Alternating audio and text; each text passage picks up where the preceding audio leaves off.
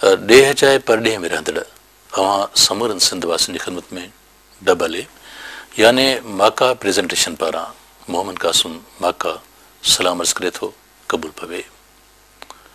हाज़िर आहे सूफ़ियाणे राग जे वॉल्यूम 11 तहत सिंध धरतीअ जे हिकु तमामु वॾे कलाकार जनाब सोडल फ़क़ीर लगारी ऐं उन्हनि जे साथियुनि जी ॻायल हिकु यादगार महफ़िल।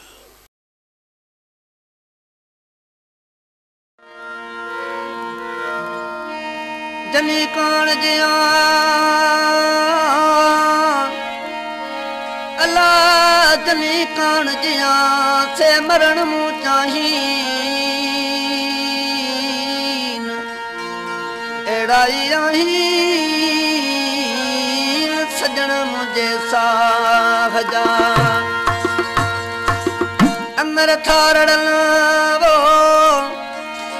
अमर थारड़न बीहर जे बरण खां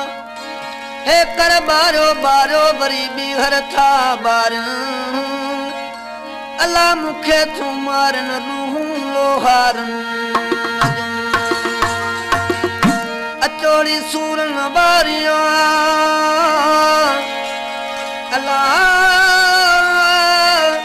कयूं सूर पचार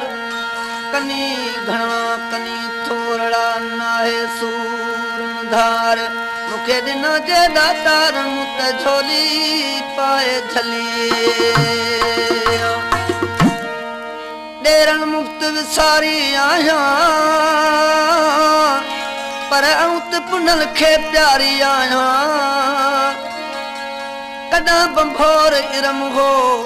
अॼु उन्हीअ में वेचारी आहियां आऊं त पुनल खे प्यारी आहियां वञी चवंदसि खन पुनल खे वञी चवंदसि खान पुनल खे मेणनि लोक जे मारी आहियां आऊं त पुनल खे प्यारी आहियां